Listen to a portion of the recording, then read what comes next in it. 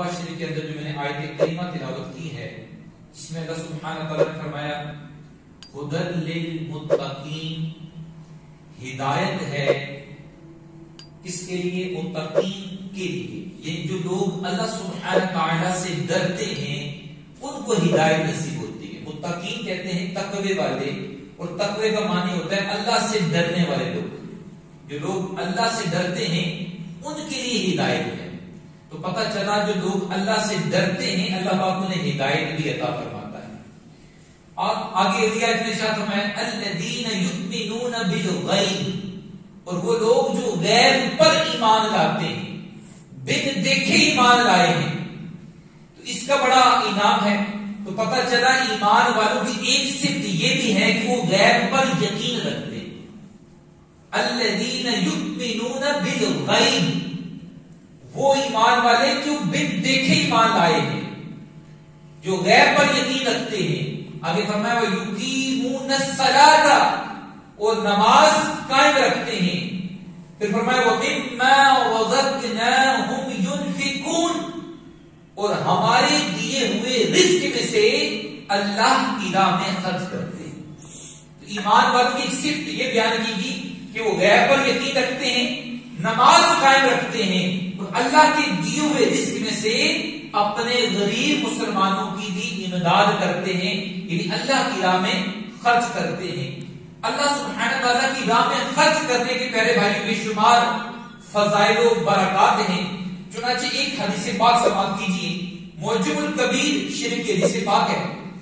اللہ سبحانہ تعالیٰ کے پیارے نبی محمد عربی صلی اللہ علیہ وسلم نے ارشاد فرمایا اللہ کی راہ میں جو بندہ بطور صدقہ خرچ کرتا ہے مال، بے شک وہ تھوڑا ہی کیوں نہ ہو، حدیث پاک کا مفہوم ہے کہ صدقہ کرو اگرچہ ایک کھجور کے برابر کیوں نہ ہو، فرمایا صدقہ کرتا ہے اس کا یہ صدقہ اس سے 70 برائی کے دروازے بند کر دیتا ہے، 70 برائی کے دروازے بند ہو جاتے ہیں، تو بندہ بے شمار آفتوں بلاؤں مصیبتوں سے بچ جاتا ہے۔ پھر نبی کریم صلی اللہ علیہ وسلم نے ارشاد فرمایا کہ مسلمان قیامت کے دن اپنے صدقے کے سائے میں ہوگا، اور یاد رکھیں پیارے بھائیوں قیامت کا دن 50,000 سالہ دن ہے، اس میں کوئی سایہ نہیں ہے، گرمی کی شدت تیز ہوگی، اس بات کا اندازہ لگائیں کہ سورج سوا نیزے پر آ کر اپنی گرمی اور تپش برسا رہا ہوگا، اس کی شدت کا رنگ دیکھیں۔ اس وقت فرمایا مسلمان اپنے صدقے کے سائے میں ہوگا، کہ جو آج ہم صدقہ و خیرات کرتے ہیں، آج جو پیسے ہم اللہ کی راہ میں خرچ کر دیتے ہیں، مسجد میں دے دیے، مدرسے میں دے دیے، یا کسی حقدار کو دے دیے، میرے بھائیوں اس کو صدقہ کہا جاتا ہے۔ صدقے کی جو تعریف ہے نا، عام طور پر لوگ ایسے سمجھتے ہیں کہ صدقہ وہی ہے جو بکرا دے دیا، وہ بھی صدقہ ہے، لیکن صدقے کی جو تعریف ہے وہ چیز ہے کہ جو بھی چیز آپ اللہ تعالیٰ کی رضا حاصل کرنے کے لیے کسی کو دے دیتے ہیں، اسے صدقہ کہتے ہیں۔ کہ وہ چیز اس میں نیت کیا ہے کہ یار میرے اس فعل سے، میرے اس خرچ کرنے سے میرا رب مجھ سے راضی ہو جائے، اسے صدقہ کہتے ہیں۔ تو فرمایا جو مسلمان کل قیامت کے دن صدقے کے سائے میں ہوگا، تو پتہ چلا اگر کل قیامت کے دن ہم سورج کی تپش سے بچنا چاہتے ہیں، سورج کی گرمی سے بچنا چاہتے ہیں، تو ہمیں چاہیے کہ آج ہمارے پاس وقت ہے، ہم اللہ سبحانہ تعالیٰ کی راہ میں خوب صدقہ و خیرات کریں، اور کل قیامت کے دن اپنے صدقے کے سائے میں آرام سے دن گزاریں۔ اسی طرح نبی کریم صلی اللہ علیہ وآلہ وسلم نے ارشاد فرمایا کہ جو مسلمان صدقہ کرتا ہے، یہ صدقہ اسے قبر کی گرمی سے بھی بچا لیتا ہے۔ دیکھیں اب بتایا جا رہا ہے کہ قبر کی گرمی سے بچا لے گا، تو پیارے بھائیوں قبر میں تو ہم نے یہ بھی سنا ہے کہ آگ کا عذاب بھی ہوتا ہے، تو پتہ چلا جو بندہ صدقہ کرتا ہے آگ تو دور کی بات ہے، اس کے قریب تو گرمی بھی نہیں پہنچے گی۔ کیوں؟ اس بندے نے اللہ کو راضی کرنے کے لیے اللہ کی راہ میں مال خرچ کیا ہے۔ تو پیارے بھائیوں اس کی بڑی برکتیں ہیں کہ حضور نے فرمایا کہ وہ قبر کی گرمی سے بھی محفوظ رہے گا۔ تو ہمیں چاہیے جتنی بھی توفیق ہو وقتاً فوقتاً اللہ سبحانہ تعالیٰ کی راہ میں مال خرچ کرتے رہنا چاہیے۔ بالخصوص جو لوگ حقدار ہیں ان تک ضرور پہنچائیں، مساجد کی خدمت کریں، مدارس کے ہوتے ہیں پیارے بھائیوں، آپ کو پتا ہے کہ ہمارے جو مدارس ہیں وہ صدقہ و خیرات ہی کی بنیاد پر چلتے ہیں. ان کا کوئی ذاتی بزنس تو نہیں ہوتا نا، یہ آپ ہی چلا رہے ہوتے ہیں. آپ جیسے جو مخیر حضرات ہیں جو اللہ کی راہ میں مال خرچ کرتے ہیں، اسی طرح ہمارے جو مساجد کے نظام ہے یہ بھی اسی طرح چلتا ہے. تو جتنا اللہ پاک نے توفیق دی ہے ہمیں صدقہ و خیرات کرتے رہنا چاہیے. اسی طرح نبی کریم صلی اللہ علیہ وسلم نے ارشاد فرمایا ہم مساجد کے اندر جو نماز پڑھتے ہیں اس کے متعلق حضور علیہ الصلوۃ والسلام نے ارشاد فرمایا کہ نماز ہمارے ایمان کی دلیل ہے. ہم کہتے ہیں ہم ایمان والے ہیں، اس کی دلیل کیا ہے؟ نماز. ہر چیز کی دلیل ہوتی ہے، تو حضور نے فرمایا کہ ایمان کی جو دلیل ہے وہ نماز ہے. اب ہم غور کر لیتے ہیں اپنے میں کہ ہم کتنے نمازی ہیں، کیا ہم 5 وقتہ نمازی ہیں یا نہیں.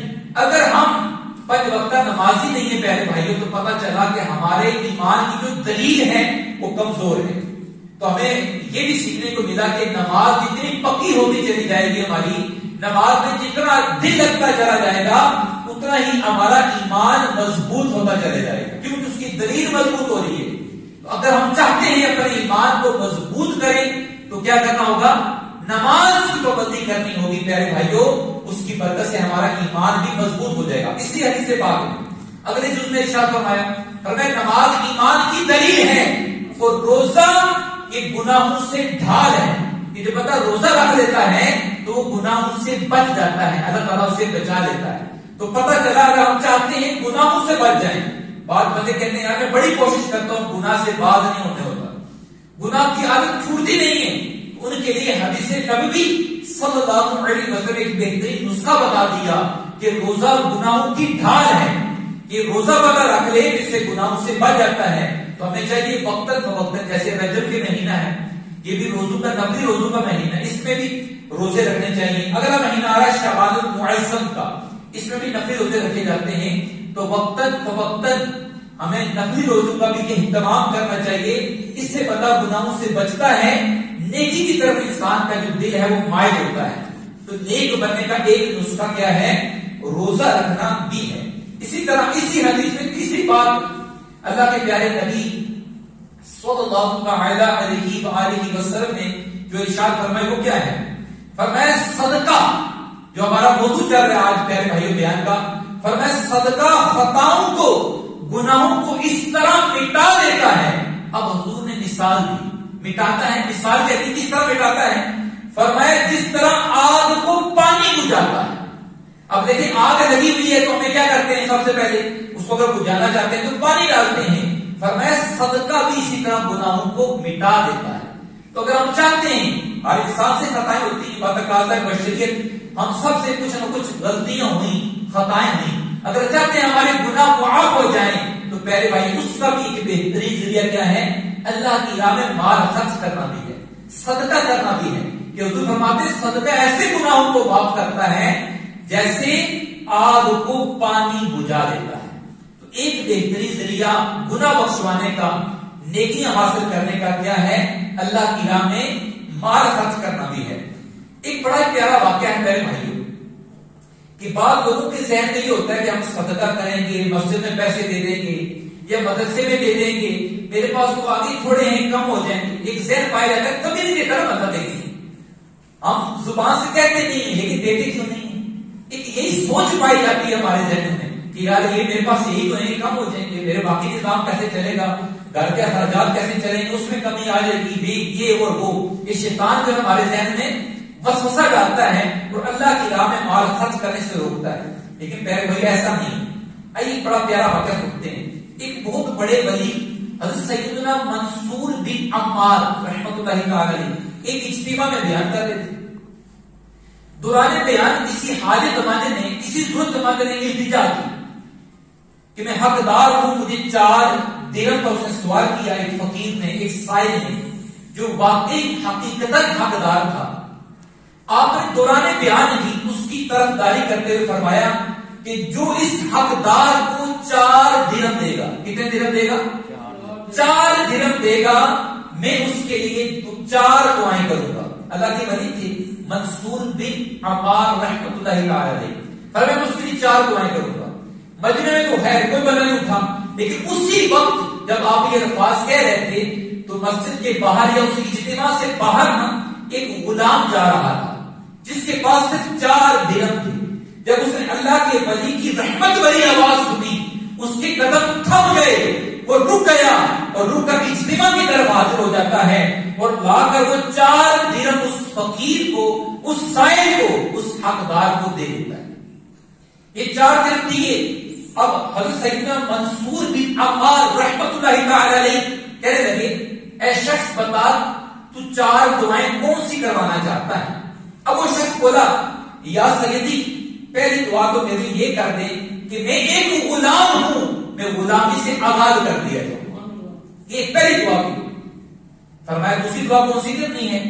کہنے لگا دوسری دعا یہ کیجئے کہ جو میں نے 4 درہم اپنی جمع پونجی اللہ کی راہ میں خرچ کر دی، اس کا مجھے صلہ مل جائے، اس کا مجھے بدلہ مل جائے۔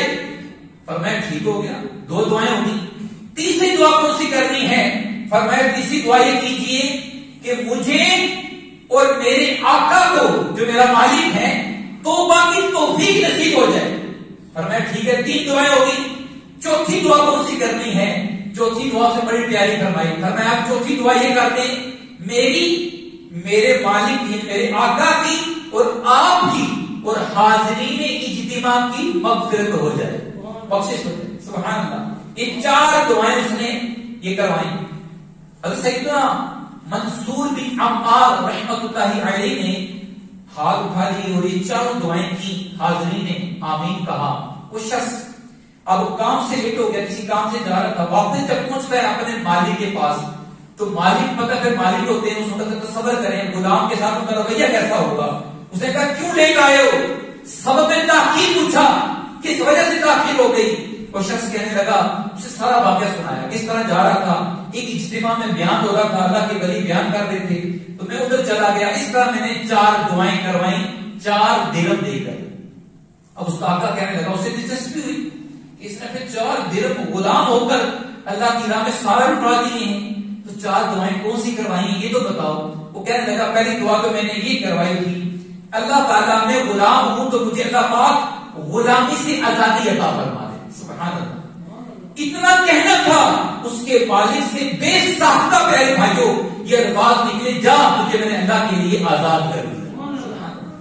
وہ جانے لگا تو فرمایا ٹھہر جا، کیا بات ہے؟ فرمایا دوسری دعا تو بتاؤ، باقی دعائیں کیا ہیں؟ فرمایا دوسری دعا یہ کروائی تھی کہ اللہ تعالیٰ مجھے بھی اور آپ کو بھی، یعنی اپنے مالک کا کہنے لگا کہ توبہ کی توفیق نصیب ہو جائے۔ اللہ کی کرنی دیکھی پیارے بھائیوں، جیسے ہی اسے سنا اللہ کا اس پر کرم ہو گیا، اس کے منہ سے نکلا استغفر اللہ استغفر اللہ استغفر اللہ، اس کہا یا اللہ میں اپنے تمام گناہوں سے سچی توبہ کرتا ہوں۔ اس نے بھی توبہ کر لی، غلام نے بھی توبہ کر لی، 2 دعائیں پوری ہو گئی۔ اب فرمایا تیسری دعا کیا کروائی تھی؟ فرمایا تیسری دعا میں نے کروائی کہ اے اللہ مجھے ان 4 درہم کا بدلہ مل جائے۔ اس آقا کے مالک نے کہا ٹھیک ہے، میں تجھے 4 درہم کے بدلے 4000 درہم دیتا ہوں۔ سبحان اللہ، 4 درہم کے بدلے 4000 درہم۔ میرے بھائیوں ایک درہم کی جو ویلیو تقریباً آج تک 35-40 روپے کا ہوگا، اور زیادہ رہنے کی رقم بنتی ہے، اسے 4 درہم خرچ کیے اور ملے کتنے؟ 4000 درہم۔ فرمایا اچھا چوتھی دعا کون سی تھی؟ فرمایا چوتھی دعا میں نے یہ کروائی، میری آپ کی اور جو بیان فرما رہے تھے سیدنا منصور ان کی اور حاضرین اجتماع کی بخشش ہو جائے، مغفرت ہو جائے۔ اب وہ آقا کہنے لگا یہ میرے بس کی بات نہیں ہے، جو میرے بس میں تھا وہ 3 کام میں نے کر دیے، یہ میرے اختیار سے باہر ہے کہ بخشش سب کی کروا سکوں اور اپنی کروا سکوں، مجھے تو اپنا بھی نہیں پتا۔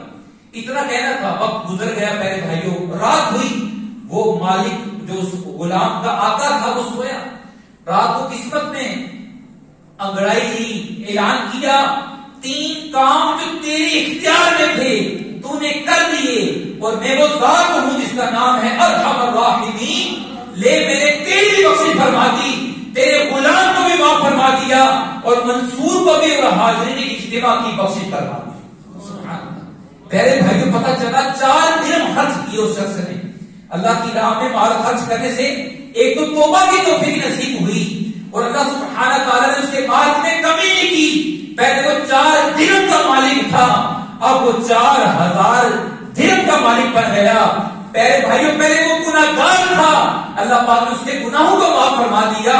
پیارے بھائیوں 4 درہم کی برکت سے جو ولی اللہ نے دعا کی تو اللہ تعالیٰ نے نہ صرف اس غلام کی بلکہ اس کے آقا کی اور تمام اجتماع والوں کی بخشش فرما دی۔ تو پتہ چلا پیارے بھائیوں اللہ کی راہ میں اگرچہ ہم تھوڑا مال خرچ کریں اس کی برکتیں بے شمار ہیں۔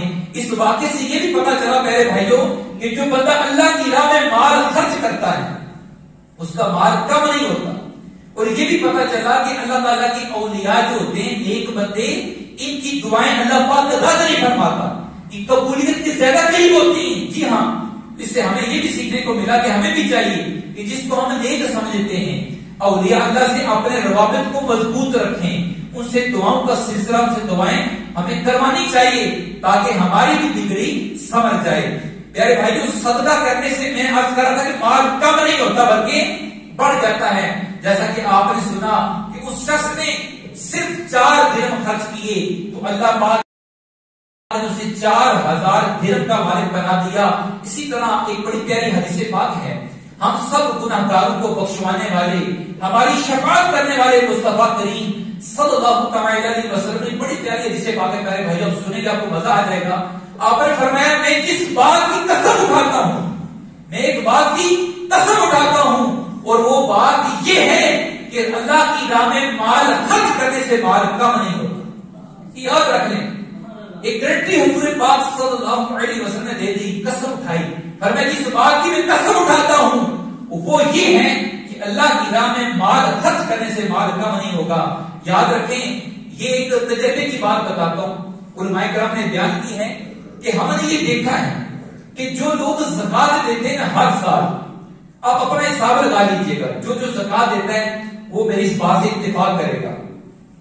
بالفرض کسی نے اگر 2020 کے اندر 4000 یا 5000 زکات دی ہے نا اللہ کی راہ میں، اس کے پاس مال ہی اتنا تھا، 5000 زکات بنتی ہے تقریباً یہ 2 لاکھ روپے، ٹھیک ہے، 2020 میں سے 5000 روپے اپنے کل مال، اس کے پاس 2 لاکھ تھا، اسے زکات دی ہے، تو ہم نے دیکھا ہے اللہ پاک سے اگلے سال خرچہ بھی کرتا رہا ہے، اس کا مال کم نہیں ہوا، بلکہ اگلے سال اس بندے نے پتہ نہیں زکات دی ہے کم از کم 7500۔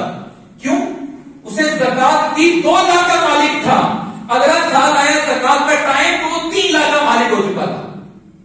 ہر سال زکات دینے والوں کی زکات بڑھتی۔ اسی طرح کسی نے سوال پوچھا علماء کرام سے، مفتیان کرام سے، کہ ہم نے دیکھا ہے امیر تو امیر ہی ہوتا چلا جا رہا ہے عام طور پہ، اور غریب ہے غریب ہی رہتا ہے، کیا وجہ ہے؟ فرمایا امیر اس لیے امیر ہوتا جا رہا ہے کہ وہ اللہ کی راہ میں مال خرچ کرتا ہے تو اللہ تعالیٰ اس کے رزق میں کمی نہیں لاتا بلکہ بڑھتا رہتا ہے، اور غریب جو متوسط گھرانے جو زکات نہیں دیتے، پہلے بھائی ان کی بات کر رہا ہوں، زکات دینا فرض ہے، اس کا انکار کرنے والا کافر ہے۔ جو زکات نہیں دیتے مال ہونے کے باوجود ان کے مال سے جو برکت ہے وہ مٹ جاتی ہے، وہ اگر ایک سال 5 لاکھ کے مالک تھے تو اگلے سال 5 کے جاتے، ان میں کمی واقع ہو جاتی ہے۔ تو زکات دینے سے پتہ چلا کہ کبھی بھی مال میں کمی نہیں آتی۔ پیارے بھائیوں یہ تجربے کی بات بھی ہے، ایک تو نبی کریم صلی اللہ علیہ وسلم نے ارشاد فرما دیا، قرآن کریم میں کئی جگہ ارشاد فرمایا گیا کہ مال بڑھتا ہے کم نہیں ہوتا، لیکن تجربے میں بھی یہ بات آئی ہے کہ جو اللہ کی راہ میں لوگ مال خرچ کرتے ہیں اللہ تعالیٰ ان کے مال میں کبھی بھی کمی نہیں کرتا بلکہ دن بہ دن وہ مال بڑھتا رہتا ہے۔ اسی طرح نبی کریم صلی اللہ تعالی علیہ وسلم کے احادیث مبارکہ سے فیض حاصل کرنے والے بزرگان دین، ایک بڑا پیارا واقعہ سناتا ہوں۔ ابو جعفر رحمۃ اللہ تعالی علیہ، ان کے پاس ایک سائل آیا تو ان کے پاس اس وقت صرف 4 انڈے گھر میں موجود تھے۔ سائل نے جو صدا دی مانگنے والے نے کہ اللہ کے لیے کچھ دو، انہوں نے اپنے زوجہ کو کہا گھر میں کچھ ہے؟ حالت یہ تھی کہ درہم و دینار نہیں ہے، فرمایا کچھ ہے گھر میں؟ فرمایا صرف 4 انڈے۔ کتنے انڈے؟ کل آمدن یہی تھی، 4 انڈے پڑے ہوئے۔ فرمایا سائل کو دے دو۔ زوجہ بھی خوش قسمت تھی، وہ کہنے لگی حکم کی، اس نے تعمیر کی اور 4 انڈے اٹھا کر دی۔ حضرت جعفر رحمۃ اللہ علیہ فرماتے ہیں کہ ابھی کچھ ہی دیر گزری تھی کہ ٹوکری انڈوں سے بھری ہوئی ہمارے گھر میں آئی، میرے ایک دوست نے بھیج دی۔ تو فرمایا میں نے اپنے زوجہ سے پوچھا کتنے انڈے ہیں؟ فرمایا 30۔ کہتے میں حیران ہوا کہ 30 انڈے کس حساب سے؟ ہم نے تو اللہ کی راہ میں 4 لیے ہیں، اگر 10 گنا ملا تو 40 انڈے ہونے چاہیے۔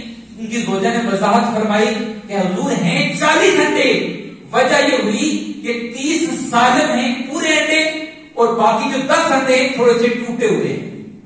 فرمایا یہ کیا وجہ؟ فرمایا جو میں نے اللہ کی راہ میں 4 انڈے دیے تھے 3 سالم تھے، 1 انڈا تھوڑا ٹوٹا ہوا تھا، تو اللہ پاک نے ہر انڈے کے 10 انڈے عطا فرما دیے، سالم کے 1 سالم انڈے مل گئے اور جو ٹوٹا ہوا تھا اس کے بدلے 10 ٹوٹے ہوئے مل گئے۔